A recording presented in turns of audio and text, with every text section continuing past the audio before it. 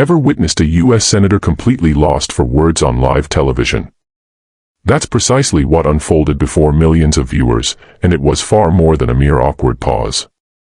It was a defining moment.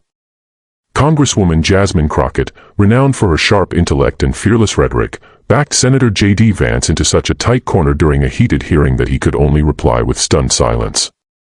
No rebuttal, no clever pivot, just a frozen stare and shifting posture. In today's intensely divided political climate, that kind of quiet speaks volumes more than any insult ever could. So, what really occurred? Let's revisit the scene. The setting was a Senate committee meeting ostensibly focused on infrastructure funding. Yet, as so often happens, it quickly veered into a contentious duel over spending priorities and cultural battle lines. JD Vance arrived ready for combat, armed with populist talking points aimed at his base. He attacked what he labeled wasteful urban projects and took shots at Democratic fiscal policies. Then Jasmine Crockett stepped in. She had no intention of letting his narrative stand unchallenged. What followed felt less like a congressional hearing and more like a courtroom cross-examination. Crockett pressed Vance systematically, point by point, citing specific budget items, quoting experts, and even referencing the senator's own past statements. Each time Vance tried to redirect, she drew the net tighter. "Senator," she pressed, leaning forward, "are you telling this committee that projects you once praised as investments in working-class communities are now suddenly wasteful? Which is it?" That's when the silence descended. For 5 full seconds, an eternity on live TV, Vance said nothing. You could almost see the calculation in his eyes: answer and risk appearing inconsistent, or stay quiet and let the moment linger.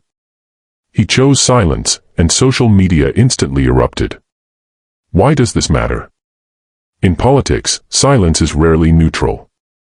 It's often interpreted as concession. Audiences don't just recall what was said, they remember when someone was left speechless. Crockett's calm, surgical questioning contrasted so starkly with Vance's hesitation that it became a story in itself, a rising Democrat exposing a leading conservative's contradictions in real time. This wasn't merely a heated exchange. It was about credibility, messaging discipline, and who controls the narrative. Crockett never raised her voice or resorted to grandstanding. She let the facts speak, and the result was a viral clip Democrats are already circulating like a victory reel. Here's the crucial context: JD Vance isn't just any senator. He's frequently described as one of the GOP's rising intellectuals, a best-selling author, and a figure some speculate could be a future vice presidential pick. That means being cornered like this isn't merely embarrassing, it carries political weight. To fully grasp why this moment resonated, you must understand who JD Vance is and why he holds such significance in today's political landscape. Vance is the author of Hillbilly Elegy, a memoir that became a cultural touchstone for understanding America's working class. The book launched him from relative obscurity to national prominence, refashioning him as a voice for so-called forgotten Americans, blue-collar workers, rural voters, and those feeling left behind by globalization. On Capitol Hill, Vance has built a reputation as a skilled culture warrior, articulate, confrontational, and often armed with punchy sound bites. Typically, he's the one leaving opponents flustered. That's what made Crockett's approach so striking: it flipped the script. She avoided his rhetorical traps, remained measured, and wielded his own past statements as her primary evidence. She quoted his earlier Senate speeches supporting federal community funding, then contrasted them with his new claims about reckless spending. This wasn't simple fact-checking, it was a rhetorical pin. And Crockett did this in a room where the odds weren't in her favor. The committee held a Republican majority that day, and Vance is well liked among his colleagues. Yet her composure gave her the clear upper hand. At one point, when Vance tried to pivot by blaming Washington elites, Crockett responded, "With all due respect, Senator, those elites include the very people who voted for the bill you supported last year. Are they elites, too?" That's when the cameras captured it: the pause, the shift in posture, the downward glance. It was the kind of silence that becomes a meme overnight. We also cannot overlook the added dimension of gender and racial dynamics. Crockett, a black woman in Congress, challenging a white male senator with national stature, introduced a layer of symbolism many viewers felt deeply. For them, this wasn't just policy debate, it was about representation and refusing to let a powerful figure dominate the conversation. Within hours, clips spread across Twitter, TikTok, and Instagram.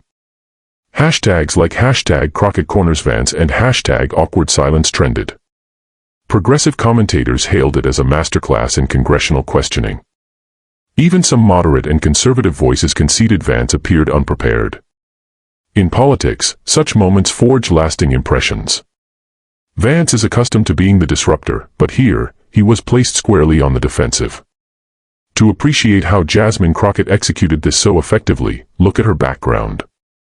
Her style is no accident. It's shaped by years as a civil rights attorney and public defender in Texas. That courtroom training is evident in her congressional presence. She doesn't just argue, she cross-examines, listening for inconsistencies and framing questions that leave little room to escape. During the hearing, her strategy was textbook, narrow, specific questions delivered in a calm tone, forcing Vance to engage on her terms or stay silent. It was the political equivalent of a chess player thinking several moves ahead. Unlike some who use hearings for viral grandstanding, Crockett's exchanges feel substantive. Former staffers note she prepares meticulously, reviewing documents for hours and anticipating counterarguments. That preparation showed when she confronted Vance with his own past remarks. Crockett also communicates in a way that resonates beyond the Beltway. She translates policy into plain language. When she highlighted Vance's apparent flip-flop, she put it in terms viewers at home could instantly grasp. Senator, you supported funding these projects when they benefited your state. Now you call them wasteful because they help other states. Isn't that just politics dressed up as principle? Lines like that cut through the noise and pressure the other side to respond, often leading to telling silence. This moment also reflects a generational shift in politics. Crockett belongs to a younger wave of lawmakers who view public hearings as opportunities to speak directly to the public, not just to colleagues. This approach carries risk. It can be labeled performative or partisan, but it also can set the narrative. Crockett's calm dismantling of Vance's points became the clip everyone saw, not his opening statement. In an era where attention is political currency, that is a significant victory. So, why did Vance's silence matter so much? He has built his brand on being a fighter, a sharp rhetorician who blends populist sentiment with intellectual argument. When such a figure has nothing to say, it creates cognitive dissonance. In political theater, we expect verbal sparring. Silence can be read as weakness, concession, or guilt. Vance might have attempted a nuanced reply or pushed back on Crockett's framing. Instead, he hesitated, ceding control of the moment. The optics were devastating. Cameras zoomed in on every flicker of discomfort. Crockett, by contrast, remained poised, almost sympathetic. She didn't gloat or interrupt, she let the silence hang. It was a masterclass in allowing the moment to speak for itself. Online, the clip was amplified through edits, dramatic music, and slow-motion effects. The silence became a punchline. For a politician like Vance, whose strength lies in projecting confidence and intellectual command, this poses a tangible problem. It raises questions about his ability to withstand tough scrutiny, especially if he aspires to higher office. One viral clip can define a politician. Just ask Marco Rubio or Rick Perry about their past debate moments. Media reaction split along predictable lines. Left-leaning outlets celebrated Crockett's precision, with headlines like, "Crockett schools Vance." Conservative platforms often framed it as a gotcha moment or downplayed its significance. Yet the video evidence was undeniable. Awkward pauses are hard to spin.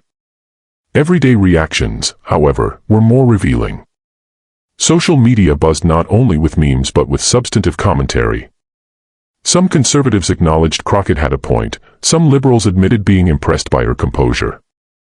That cross-ideological ripple is rare today and suggests the moment resonated on a human level beyond partisanship. For Crockett, this virality is political gold, a defining moment that can fuel fundraising, media opportunities, and broader name recognition.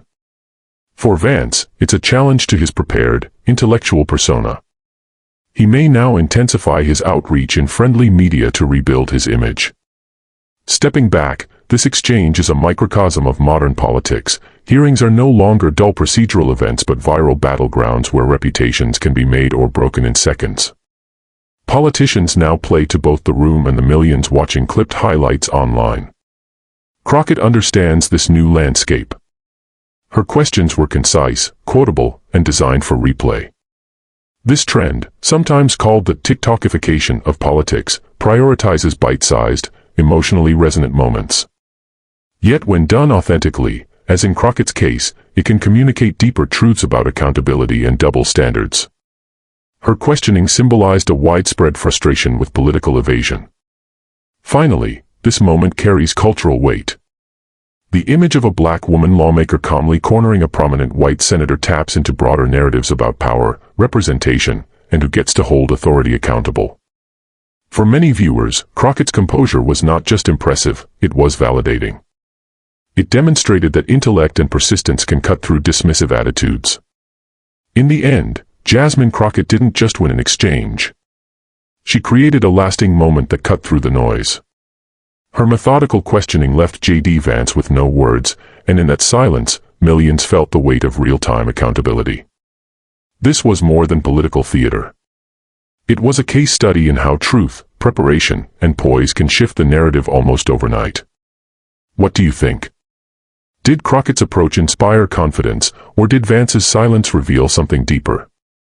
Share your thoughts below, and don't forget to subscribe to Clash Radar.